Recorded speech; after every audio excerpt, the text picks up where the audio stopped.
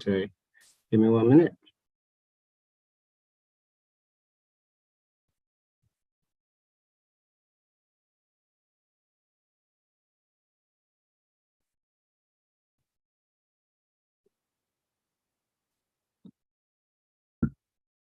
So welcome everyone. Greetings once again to another BNE podcast. Before I get started, I have two house things. One, if you're on the Zoom call, then please, you're invited to ask questions in the chat function. You'll find the button down at the bottom. And we will try and deal with those as we go. I say to Alexander and Nigel to have a look at the chat. If you see something relevant, one of the questions, then please, you can bring it up and insert into the conversation. This is being streamed via Zoom. It's being live streamed on our YouTube channel, and there'll be a recording of it as soon as we get off. And we're also streaming on Twitter. What's it called? Twitter. I forget the name. The Spaces, of course. So for all our audio video hearers, welcome to this. And there'll be a podcast version on our own website at the end. You can find links to all of that if you go to bne.eu/welcome. There are links there to the YouTube channel and the podcast. And there are also some goodies. I encourage you to sign up to Editor's Picks, which is a free email digest we do every day from the best stories from the last 24 hours. And if you're in the game, a professional, and you want a lot more information, then please take a trial to our premium version, IntelliNews Pro, where all our reporters from across the region are filing every day. You can have a look at that via bne.eu/welcome. So with that, I would like to welcome Alexander Titov, who is a lecturer in Belfast on modern history and a Russia follower. We've been on panels before. And also to Nigel Gould-Davis, who's a former British ambassador to Belarus, and he's now a fellow at IIS, which stands for, Nigel, IIS is what exactly? It's the International Institute for Strategic Studies. Right. And also a Russia Watcher expert. We actually happily met in a pub in London last week where there's a sort of Russia night, and started a conversation, which was actually the inspiration for doing this podcast. But of course, let's dive straight in, because the big news has been President Xi Jinping has been in Moscow for 3 days with Putin in what looks like it could be a historic meeting, because with everything going on, my takeout from it was that China has actually gone up a gear, because until now it's sort of kept its head down and let Putin take the lead in relationships with the West and do all the fighting. But by coming out so strongly in support of Putin, in defiance of the states, by turning up and going to see Putin, who is now a pariah and also, a criminal on the run after he's been indicted by the ICC, was a pretty strong message. Having said that, everyone's been chewing through what was actually said. And the takeout is that Putin offered a lot and said a lot had been done, but the Chinese side said virtually nothing concrete. And one of the takeouts has been that now Putin's sort of bent the knee to Xi Jinping, and that Russia is very much a junior partner, that he's given up on his aspirations to become a superpower, and he's basically going to have to do what Beijing tells him. So Alexander, I could start with you, because we were tweeting about this phrase, junior partner. And again, the Western take in the press I've been reading is like, Putin's just lost it. He's now slave to China. He's got no power control at all. But this nature of, what exactly is the nature of the junior partner? Because, there's still, Beijing is now upping its energy dependence on Russia, although that's going slowly. And then specifically that deal, the Paris-Siberia 2 deal, that Putin said it's almost done. The Chinese, though, if you look through the joint statement, gas wasn't even mentioned.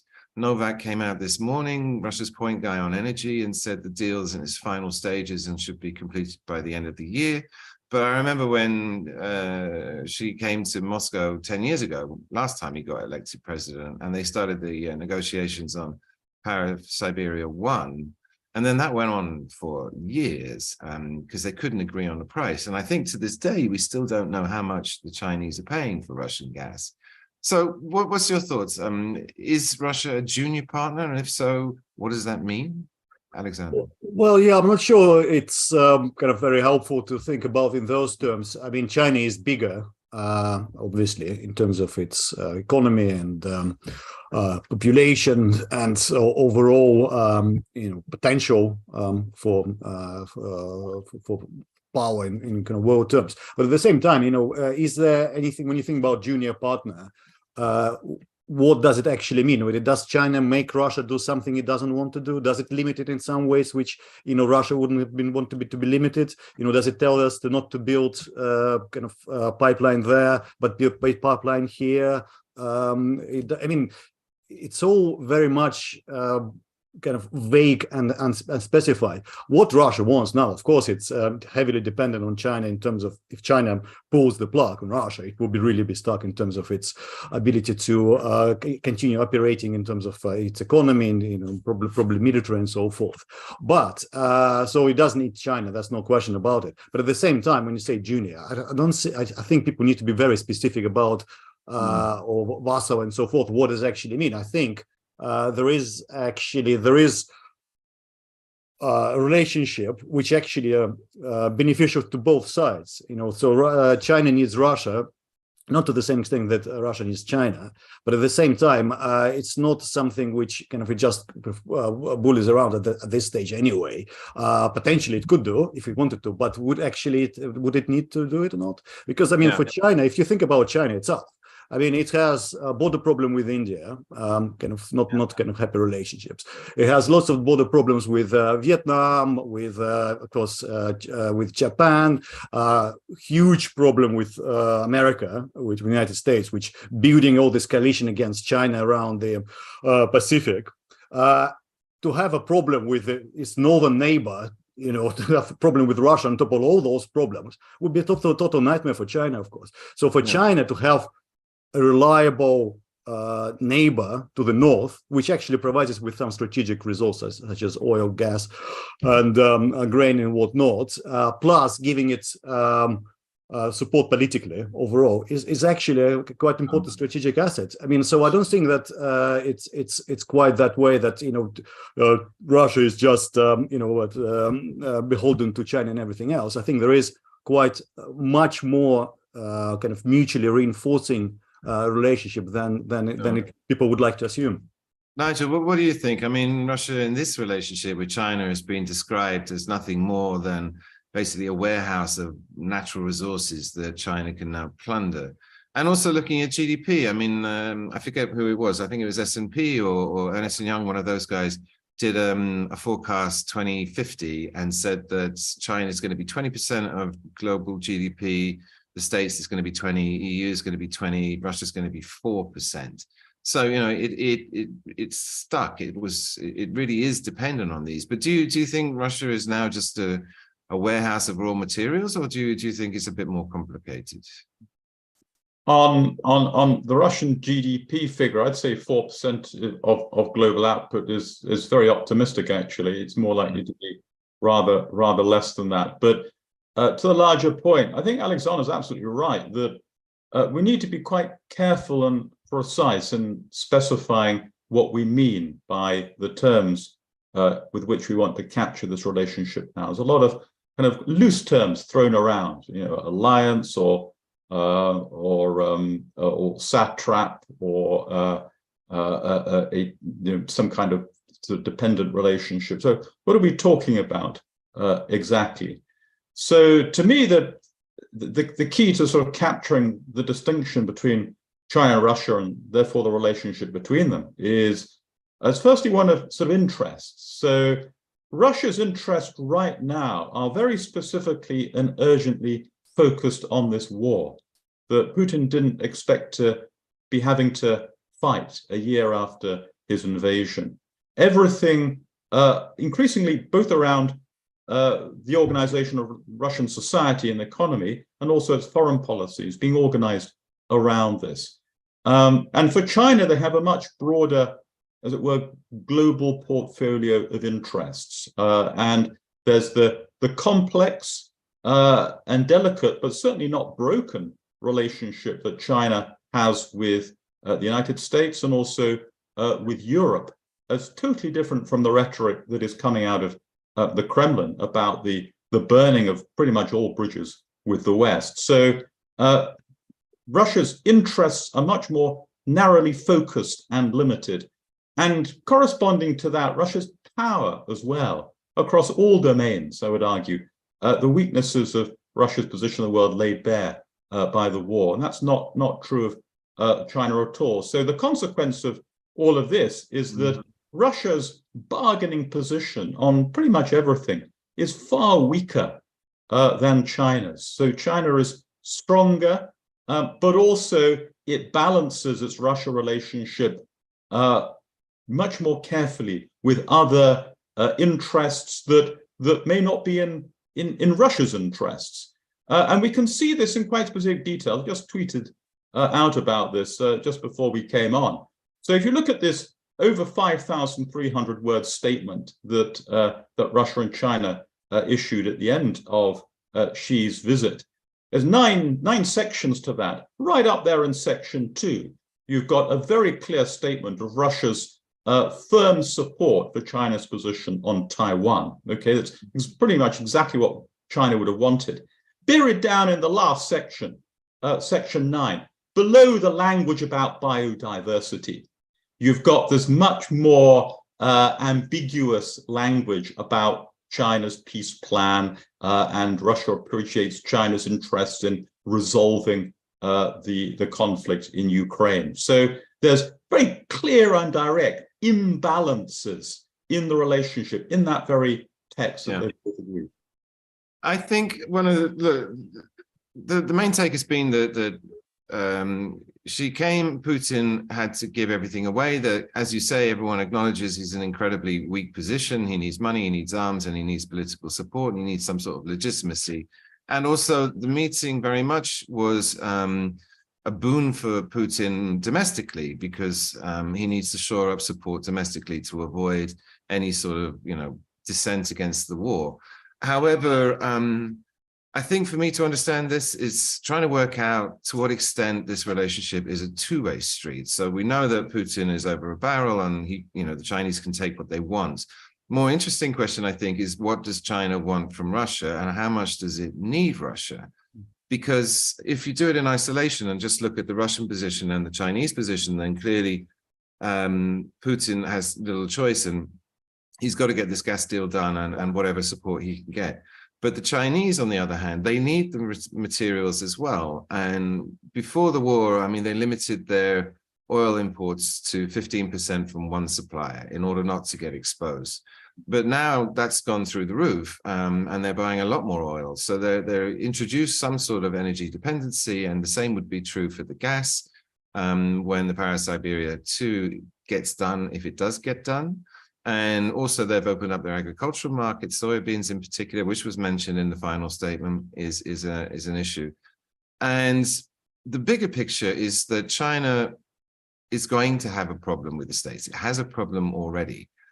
And the whole Taiwan thing is explosive. I mean, the militarization of the South China Sea, and now we've just seen a much more assertive China. Because for me, the biggest takeaway is the fact that, in effect, Xi Jinping going to Moscow has challenged America for its leadership role globally, and that it stood up, and that Xi Jinping was playing as much to the global South as he was to Washington, to say, look, we're an alternative pole. If you've got problems with the Americans, then you can come to us and we can form an alliance against that.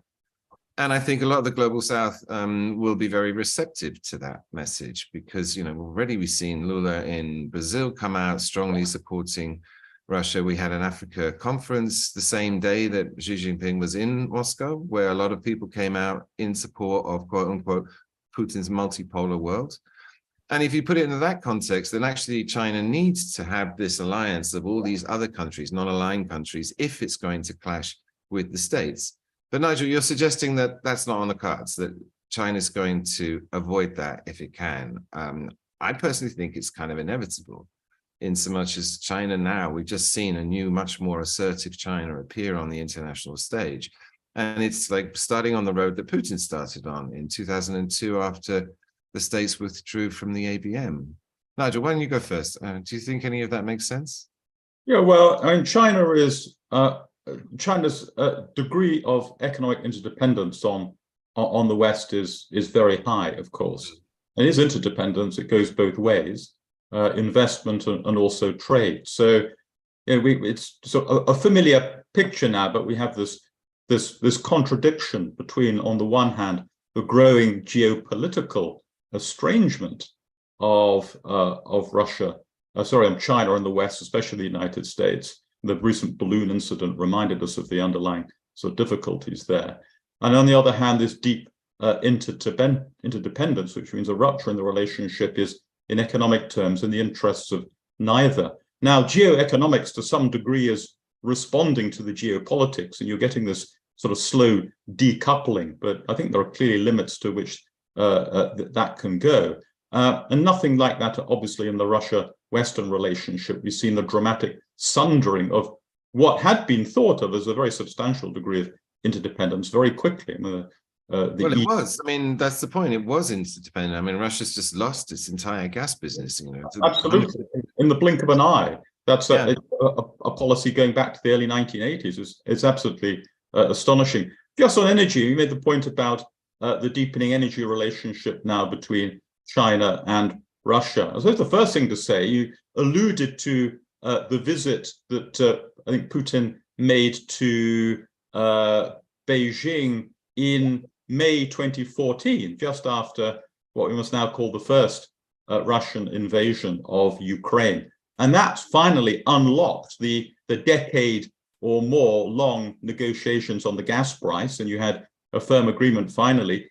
At a moment when Russia's position was very weak then, and the speculation is that, of course, China secured a very favorable price for the gas that would come to flow from that agreement in May 2014. You have something like a similar situation again, bargaining over the power of Siberia 2. That project still not officially confirmed, of course. Putin has talked it up, but there's nothing, I think, as you noted, nothing like that in the final communique. But again, Putin, Russia is the demandeur here. They need that much more than China. And as for China, they do have these other energy options. And of course, many noted the apparent ability of China to act as a mediator in the wake of the Iran-Saudi diplomatic breakthrough we've seen. That didn't only have diplomatic significance, it has economic significance. Iran and Saudi Arabia are both major energy producers. It's in China's interests, in purely energy terms, if their relationship improves. But isn't that, I mean, I took that Saudi-Iran deal to be part and parcel of this new assertive China coming out onto the international stage, because before it was Belt and Road, it was largely economic. Everything it was doing foreign policy-wise was economic. And here it was doing pure diplomacy, bringing these two together, as you say, to shore up any energy supplies. But it's, again, I thought it bolstered my argument that the Beijing is gathering together, like Russia's been doing, all of these non-aligned countries. Alexander, I mean, what's your view? Well, I think what you said is right. I mean, despite the huge interdependency between China and the United States and Europe and so forth, I mean, the trend is very clear towards more and more antagonism. We can talk about, what's the causes and so forth, but it's clear it's coming from both sides. I think the Americans already imposing sanctions on China in very sensitive areas such as semiconductors, Huawei, and so forth. And that's regardless of Russia. So I think, people sitting in Beijing, they know that they will try to, undermine China's lead in key areas, regardless of what they do to Moscow or not. In that sense, I mean, China could do kind of collapse Russia in a sense, stop all the trades, impose, sanctions like America, United States did, stop trading with it and so forth. But why would they want to do it? It really needs Russia. It doesn't want Russia to lose, essentially, for its strategic interest. The NATO and United States invested so much into Ukraine, supporting Ukraine. It would be a huge victory for the West if Russia were to lose in Ukraine, but consequently it would free up resources to focus on China, and weak Russia will even further undermine the Chinese position. So in that sense, China needs Russia to remain reasonably strong, because structural issue here, of course, will be competition between the United States and China for the foreseeable future. And if you think about power, I mean, where does China buy? Okay, so it buys from Qatar and from Iran and so forth, but it also buys from the United States and from Australia, big importers. The issue, everybody's building the kind of controlling bases around the Pacific Ocean and approaches to China, having actually a supply of gas from Russia, which is not dependent on seaborne trade, is a huge boon for China strategically. That's the direction. It's so simple for China to think of that terms. That yes, it is a senior partner. It can be a senior partner, but at the same time, it doesn't really need to undermine Russia in any way. I mean, I don't see why. Can we not cut this up? I mean, we've been arguing that the policy of the West in Ukraine is to make sure that Ukraine doesn't lose, and it's been escalating with arms and supplies. Nevertheless, at the same time, policy is not to make sure that Ukraine wins by giving it faster, more offensive weapons ahead of the curve. But could you not say the same is true for China, that it needs Russia not to lose this war, because that would be a blow to it? It would take an important partner out if it assumes at some point, at least there's a very high possibility it's going to clash with the States. And at that point, Russia's support becomes very useful, no? When China's nightmare is Russia either kind of losing it altogether, or God forbid, becoming again aligning itself with the West. If it's aligned with the West, China is basically encircled. So for them to actually keep anti-Western government, or not, I mean, they're not keeping it. It's going to be a very strong kind of domestic roots and so forth. So it's not like telling Putin what to do or not. But the trend which Russia has set itself on this collision with the West is extremely beneficial to China, and I think it will be in its interests, the way they see it from Beijing, to support it if whatever is necessary. I don't think they actually need to do that very much. They can pretend to be neutral while maintaining all the economic links, and see how Russia will do. While we're here, let's take a few minutes to talk about Chinese peace plan, because essentially the peace plan is not a peace plan in so much as it's just like Russia gets to keep everything it's captured, and you make the whole of Eastern Ukraine into a demilitarized zone, and the Ukraine is going to reject that out of hand. That's obvious. But at the same time, I see it that, China, by merely offering, the expectations are so low that it doesn't matter if no real peace comes out of this, just by looking like a mediator. Again, they're playing partly to the global South, saying, look, we're here, we're going to confront the West, we're going to back our friends. And China wins a lot of political capital merely by offering it. And I was reading in the American press that the White House has actually got a problem now, because if they really aggressively reject this peace plan, then again, that's going to play very badly with the non-aligned countries. In Europe here, everyone's committed. No question, we're going to reject the plan, and no one has a problem with that. But then the Chinese are already revving up to say, America doesn't want peace. They want the war to go on. It's a proxy war. Look what they're doing. The Russian media is playing that line already. And so the White House is actually having to pull back a little bit, and it's trying to be a little bit more delicate. And I think this is actually the goal of the Chinese, or rather it's a win-win situation. It doesn't matter what happens, the Chinese will make capital out of this. Nigel, I mean, you've been looking at the plan. Do you think it's serious, or do you think something really subtle like that I just described is going on?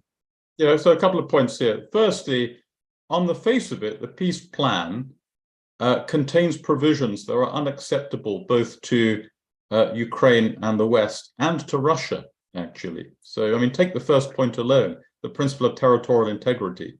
Now, on the face of it, that implies that the war should be resolved on terms that respect internationally agreed borders. And that means the borders of 1991. But that language got taken out of the final statement, didn't it? I mean, Xi Jinping said going in, and Wang in February were talking about integrity, but the final statement that came out in Moscow didn't have that language. It was in Moscow, no, but the version of the peace plan that China published did have that. It also had language about respect for UN principles, one of which, of course, is territorial integrity. And as you observed, several of the other points in the plan would be unacceptable to the other side. So it's a non-starter as any basis for a settlement. The question then is, as you imply, what is the significance of the fact that China has done this at all? And I think perhaps what's underappreciated is the tension between China on the one hand seeking to portray itself, or certainly Russia wanting to portray China as very close, as essentially supporting Russia, and on the other hand, China playing the role of a mediator. Now, you can do one or the other. You can't do both. You can mediate in a conflict, or you can side with one of the parties to the conflict, but you cannot do both at the same time. And I'm not sure that Russia quietly is happy at all that China has stepped in with this peace plan, because it does suggest, what a mediator does is get sides together and helps them agree. Russia, as you know, the core of its identity, especially under this leadership, is that it's a great power. Great powers aren't mediated for. Great powers decide their own fates. Great powers decide how the wars they engage in end. They don't need other states to do that, to help them do that. So the very fact that China has taken this different position, I think, is quietly unsettling to the Kremlin. And there was notably no great enthusiasm during the Xi visit for this plan at all. And the language that Putin used was, we are interested in this plan. There was nothing like an endorsement of it. Finally, to your underlying point about the global South, we'll see how this plays out, of course. And this has been a long-standing concern of Western policymakers, that while resolve within the West and Western public opinion about the war is strong, that pressure may grow in other parts of the world for it to end on terms that are more favorable to Russia. I suppose, one perhaps provocative question to ask there is, of course, it's always nice to have more countries on your side and taking your position, but in strategic terms, how much does it matter that the global South doesn't actually fully support Ukrainian position? And if we need a barometer of that support, look at no further than the latest UN General Assembly resolution, which 141, a year on, 141 countries voted to condemn the invasion. So, yeah, I'm not sure this amounts to so much that the West worry about. That's a key question, because Putin, in effect, has been forced into that. One of the takeouts for me, watching Putin for all these years, 20 years, he's been banging on about a single market from Lisbon to Vladivostok. And it comes back to this problem he's got in 20, 30 years' time, when they've got 4% of GDP and they're a minnow compared to the big blocks. And the Lisbon to Vladivostok idea was like, let's hook up with the EU and we'll join that, and then we'll be part of the biggest bloc. And so he was trying to have good relations. And by starting this war in Ukraine, he's effectively abandoned that. And that was the idea of setting up the EEU, the Eurasian Economic Union, because he couldn't join the EU, Russia's too big, but his idea was to set up an economic Eurasian Union. And that, I talked to the architect, and it was built as a carbon copy of the EU. The two are entirely compatible. And so he wanted to do some sort of deal whereby those two became linked. And the EU also has the useful role of tying in Central Asian countries. And so that China's forced to then deal with Central Asia, not on a bilateral basis, but as a multilateral with the EU, which is a balance to China. And Medvedev was out this morning, and another obvious thing for Russia to do is to try and bolster all these non-Western institutions. So you've got the EU as one, G20 is another one. Lavrov said there's no point joining the G7, they're no longer interested. And what was the other one? the New Development Bank, which is an alternative to the IMF, which was set up by China, Russia, India. And Medvedev was talking about all these, the Shanghai Cooperation Organization. They're trying to build all of this alternative to represent the emerging markets against or in the face of the West, because they feel like the IMF is Western dominated, the World Bank is Western dominated, and they want their own institute. I mean, to what extent, and I think this has a lot of appeal to a lot of countries, you know, they're interested in having these alternatives. To what extent are we seeing here a break in the world because the developed markets are complaining, and this was the comments coming out of the Africa conference in Moscow at the same time just last week, was that, you know, you have this colonial, paternal attitude to us where you're in charge, you lecture us, but, you know, you can do what you like and you invade our countries and bomb us without UN mandates or without us attacking you. And we've had enough. We want to have some sort of chair at the table. The African countries are saying, why isn't there an African country on the Security Council? To what extent, Alexander, do you think the world's being broken in half here? Because China definitely, I think, with its visit to Moscow, was saying that. It was, and it's, you know, its message to the global South as part of all of this is also saying that. It's like, let's club together and assert ourselves and get rid of this American-led hegemony of the West over the East. Well, yeah, I mean, that's kind of, it's a sort of long-standing rhetoric, but I mean, just kind of quickly go back to the Chinese peace deal. I mean, I think China is, in that sense, quite kind of comfortable position. It doesn't commit itself to the same, you know, choosing a side formally as the West done with Ukraine. You know, for Russia to present the whole thing is actually us against the West, is, you know, plays both to the domestic audience, but also to the global South, right? So this is a kind of this anti-hegemonic strike and so forth, and conveniently kind of skipping all the other things like the actual, place of Ukraine in it and so forth. But for China to come up with this peace deal, which is extremely vague, and I think it's designed to be vague and kind of not to be implemented, because I think it's all clear to everybody that nobody is anywhere ready to negotiate.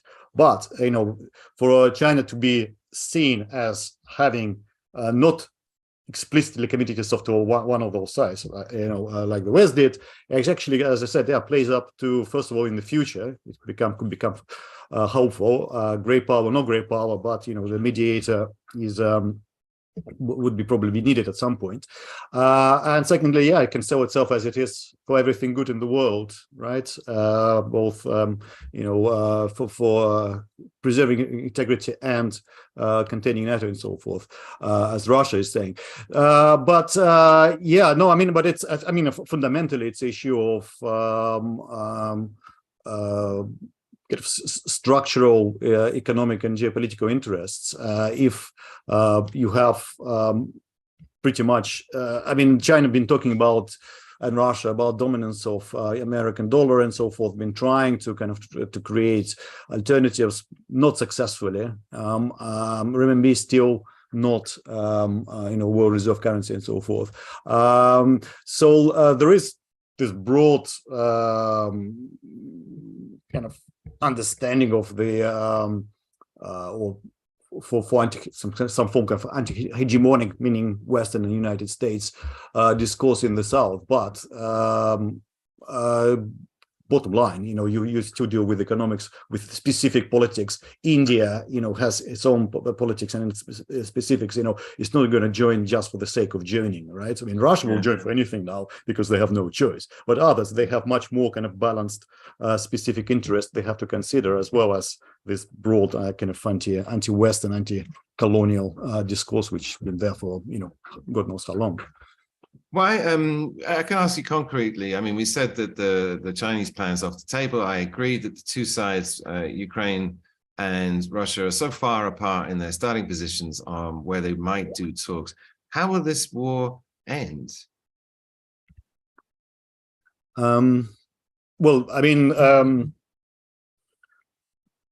I think it will end more or less where it is now. I mean, the line of the lines which are there on the map will probably, give or take, will probably be what will end up in a few years' time anyway. There's a lot depends on Ukraine's ability to actually push back now, to break through and change the dynamic on the ground. They seem to be quite, chippy about that and think they can break through. I'm not so sure. I think merely the head of the chief of whatever is the top American general, he's been extremely skeptical about ability to Miller, yeah. To break through. And I think that, once you have this well-entrenched Russian position, fortified and mobilized, I mean, the early Ukrainian successes were because of Russia's dire lack of actual troops, right? They simply didn't have enough to hold both positions. I mean, across Ukraine, been mobilizing much earlier than the Russia. But once you have this kind of dynamic, I don't know. I mean, obviously not military aspect, but reading military experts, to me, it seems extremely unlikely that either side can have a major breakthrough. We go to a war of attrition broadly along this line. Russia certainly can have bigger capacity in terms of able to hit Ukraine territory whenever it wants with missiles and so forth. And if you think about it, stalemate along the line, and then they're just constantly bombing the power grid and so forth and so forth. How long? So where the Ukrainians down. Yeah. Nigel, do you agree? I mean, do you think this is going to go on for years? I mean, I don't see a negotiated solution. The only way to force it is if there's some sort of, ammo supply crisis, which could happen. But what do you think?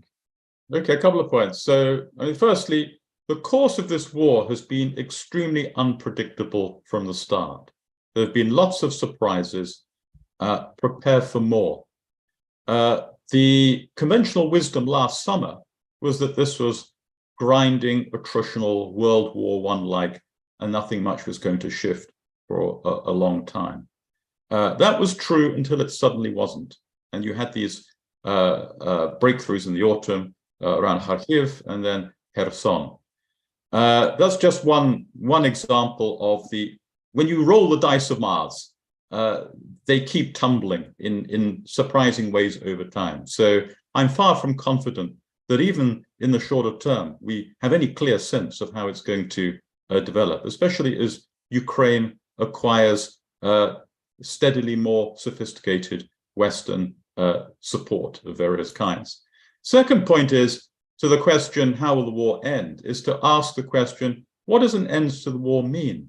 And I think it's clear now that it's much more than just a question of where you draw lines on maps, because you have a whole series of kind of international legal engines being fired up now.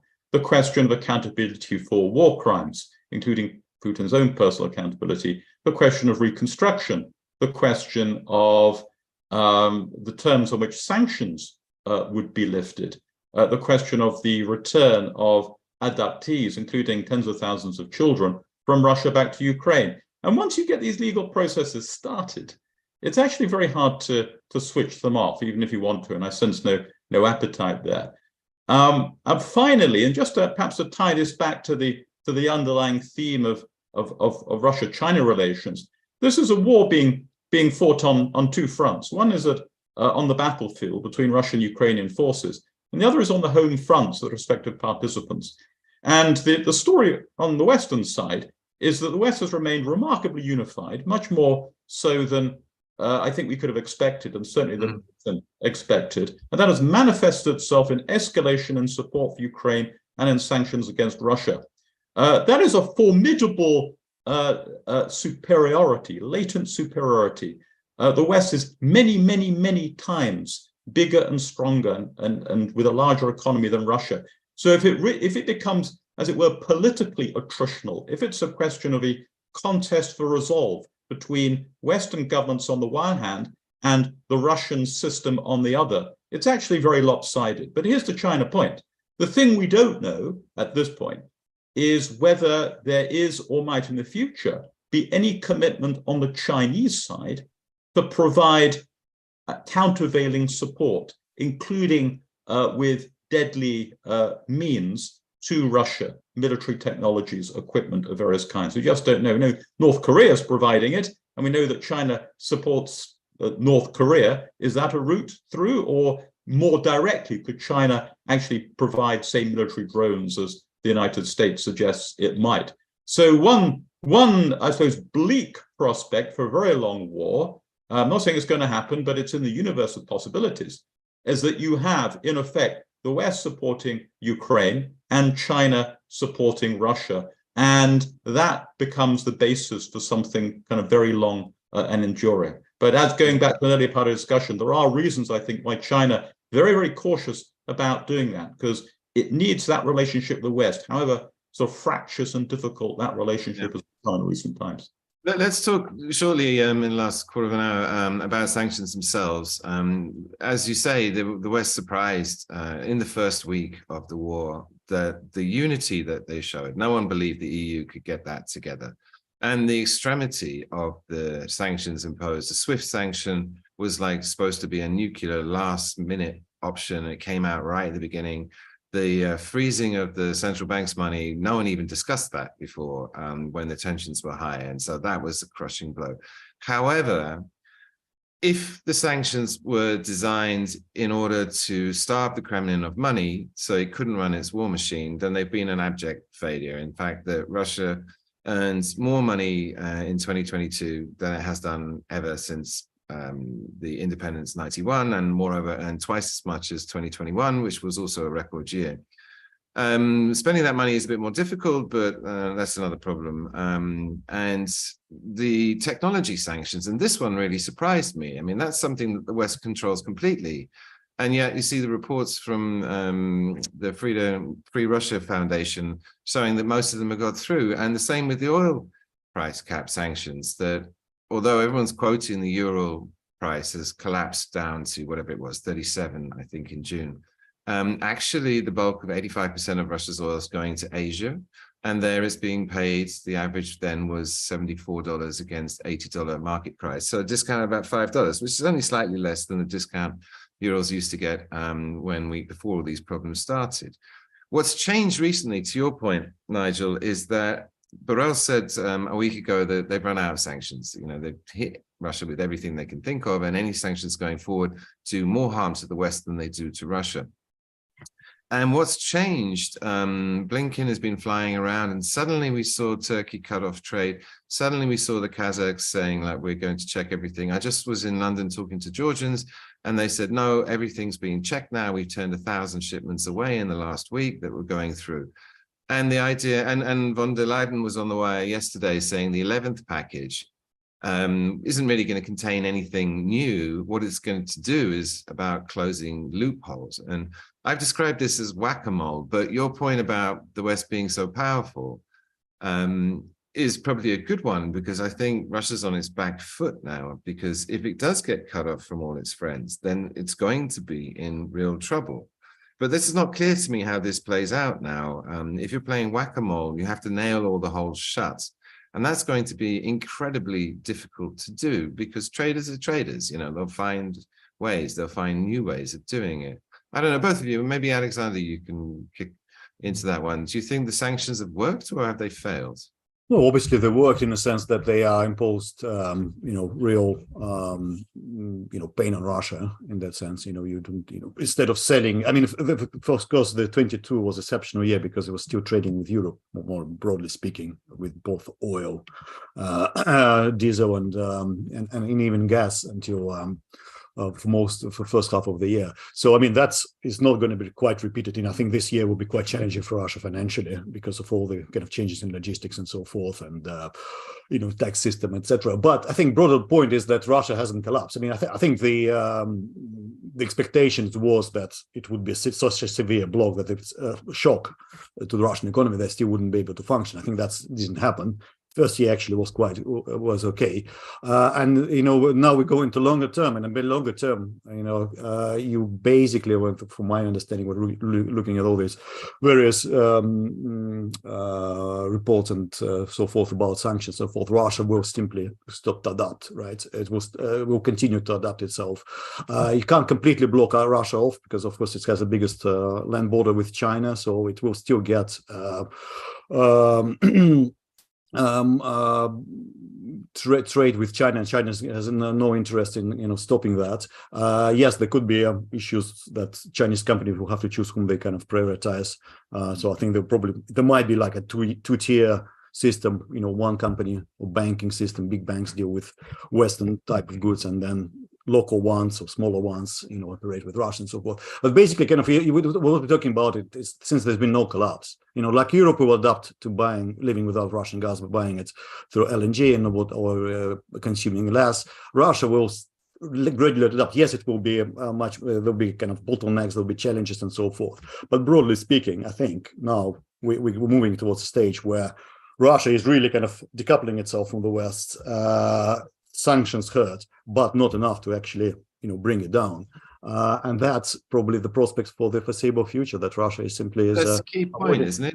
Sanctions hurt, but not enough to make it change his mind to actually stop the war. I mean, it's just adapted. And thanks to Putin's fiscal fortress and thanks to his friends in, the market, the Chinese and Indians together have absorbed all of the 2 million barrels a day that used to go to Europe. They just found a new market outside the sanctions regime. They're going to have more difficulty with the products. And if the West cuts the technology off, it's failed to do that so far. But if it does, then that's also going to leave Russia to stagnate. But like you say, it's painful, but Russia can cope. I think broad assumption in Russia that sanctions here are forever, essentially. Yeah. So they're not. There's no kind of incentive to change behavior, because I think even if they give up in Ukraine, most of the sanctions will remain. There are sanctions against China as well, because American doesn't want to have kind of China to lead in kind of critical areas and so forth. So I think the broad assumption, sanctions been imposed, we just have to adapt to them, and that's what we start doing. There'll be costs, but as I said, the critical costs are not quite there, and I don't think they will be there anymore. Nigel, do you agree? You think the sanctions are crippling, or is it something that Russia's just...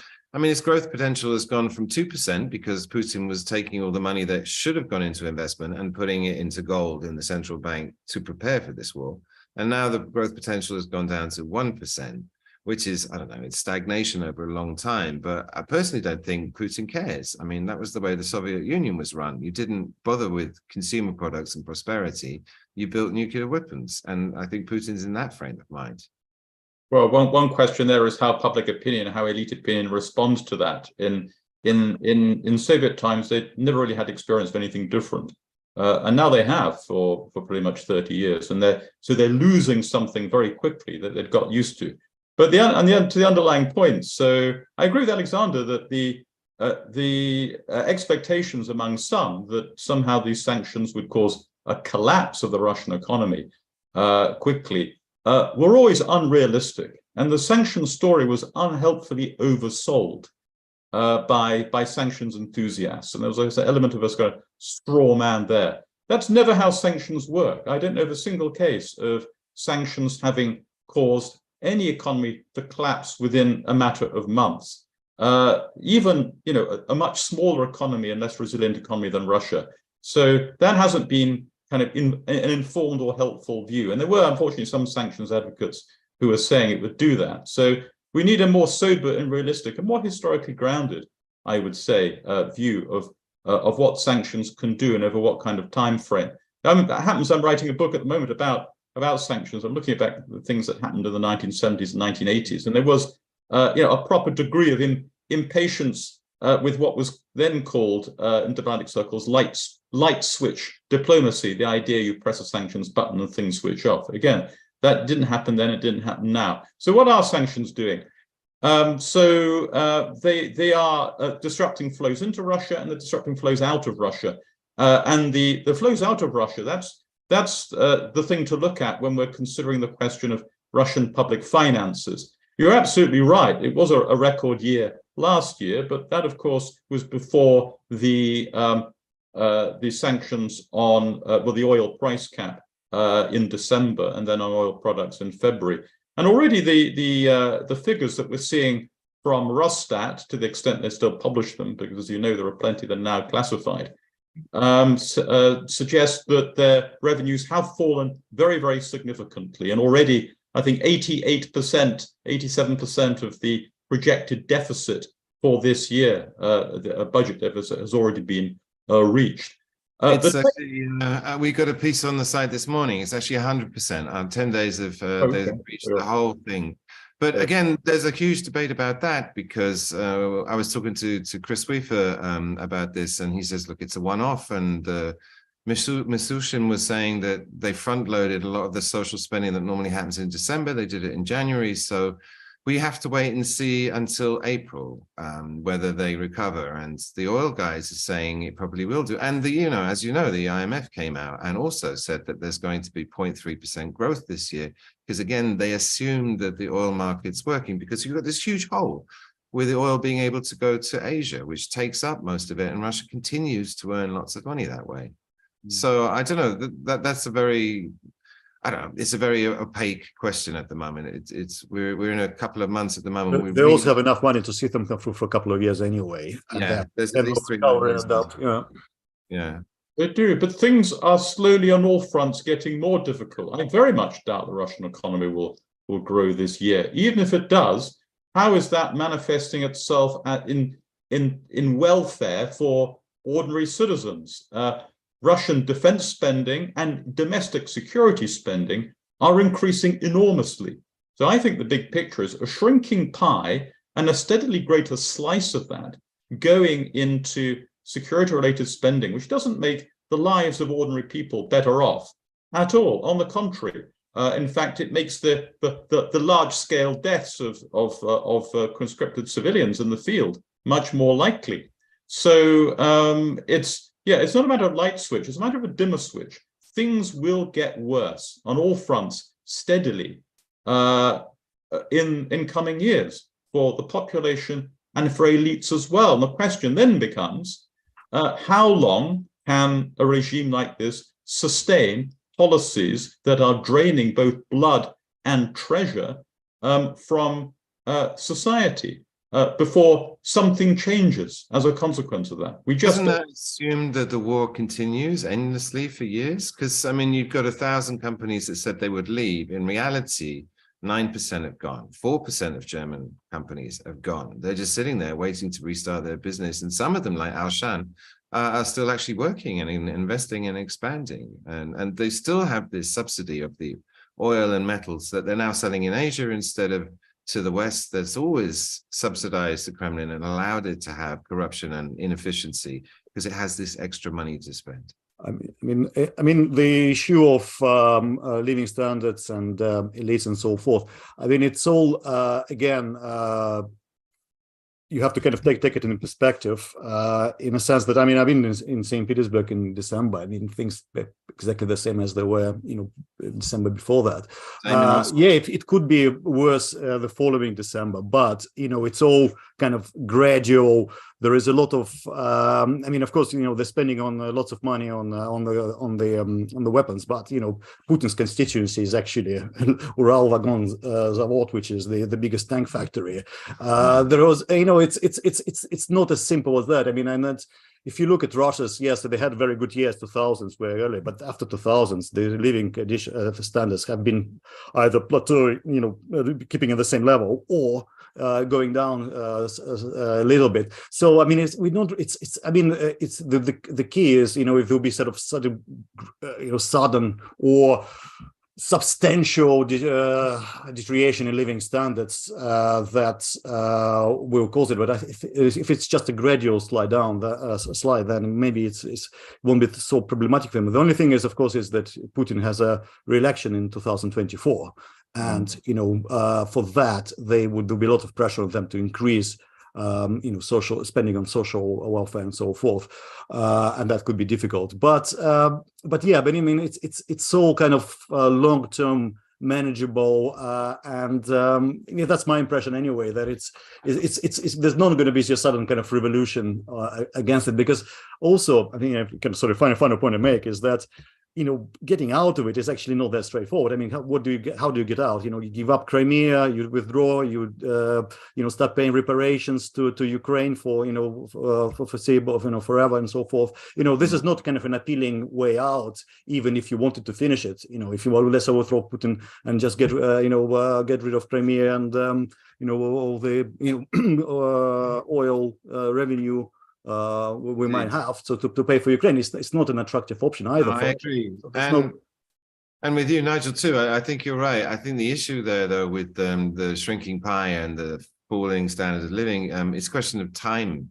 And I think this is going to play out like Latin America, when Argentina used to be one of the richest countries in the world. And then just over a course of whatever it was, 10, 20 years, it just went backwards. And I think Russia faces a similar fate because of all these restrictions. But then that's not going to come quickly enough to change the politics, to see an uprising, to oust Putin, or even to, knock him from his pedestal. For the 24 elections that are coming up, he's totally in control of the media machine, and he's also got the people behind him, this nationalist patriot thing that he's done. And so I'm pretty sure that they'll vote him in again if he wants to stand again.